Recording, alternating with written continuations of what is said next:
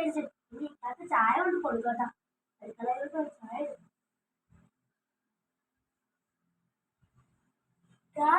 ചായ ചായ കുടിച്ച് ഇനി ഞാൻ പഠിച്ചെടുക്കും.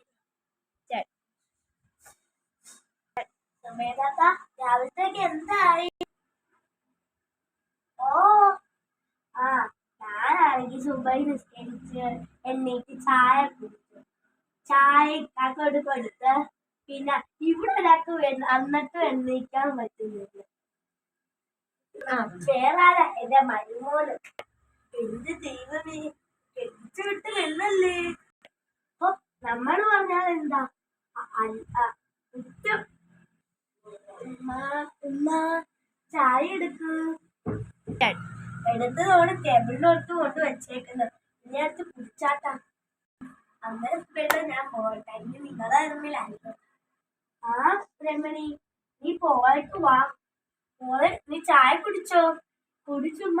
കഴിക്കാൻ വല്ല ഇനി ആയോ? കൊള്ളാം. അതെന്തൊരു ചോദ്യം? അയ്യ, മോളെ MBBS പഠിക്കുവല്ലേ? രാവിലെ ഞാൻ ഉണ്ടാക്കി കഴിച്ചത് തരുന്നോണ്ട് അതും കഴിച്ചോണ്ട് എണ്ണീറ്റ് പോവാനുള്ള. വേണമെങ്കിൽ തന്നെ ഉണ്ടാക്കി അങ്ങോട്ട് തിന്ന്. ഉണ്ടാക്കിയത് മുന്നിൽ വെച്ച് തരുന്നോണ്ടല്ലേ അഹങ്കാരം. ഞാൻ ഇങ്ങോട്ട് വന്നു കയറിയതേ ഉള്ളു.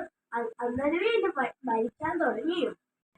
ഞങ്ങളെയൊന്നും കെട്ടിച്ചു വിട്ടോണ്ട് ഞങ്ങൾക്ക് ഇത്രയൊന്നും സുഖം കിട്ടിയിട്ടില്ല. എന്നിട്ട് ഞങ്ങൾ അന്നങ്ങ് ജീവിച്ചു പോയി. ഇന്നത്തെ കാലത്ത് സ്വാതന്ത്ര്യം കിട്ടിയിട്ട് പെണ്ണുങ്ങൾക്ക് അഹങ്കാരം. എനിക്കും 2 പെൺപിള്ളേരൊക്കെ ഉണ്ട്. അവര് വന്യടുത്ത് പോയി ജീവിക്കുന്നവരൊക്കെ തന്നെ. അവരെ ഞാൻ അങ്ങനെ വളർത്തില്ല കേട്ടല്ലോ. എന്നെ എന്റെ ഉമ്മ അങ്ങനെയൊക്കെ പഠിപ്പിച്ചോട്ടെ, അല്ല നിങ്ങൾ മാത്രമല്ല.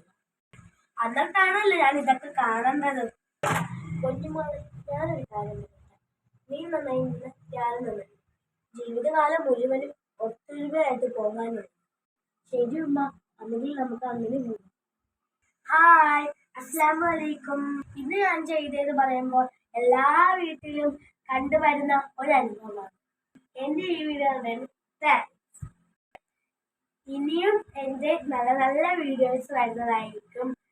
അതുവരേക്കും ബൈ, ടാറ്റാ.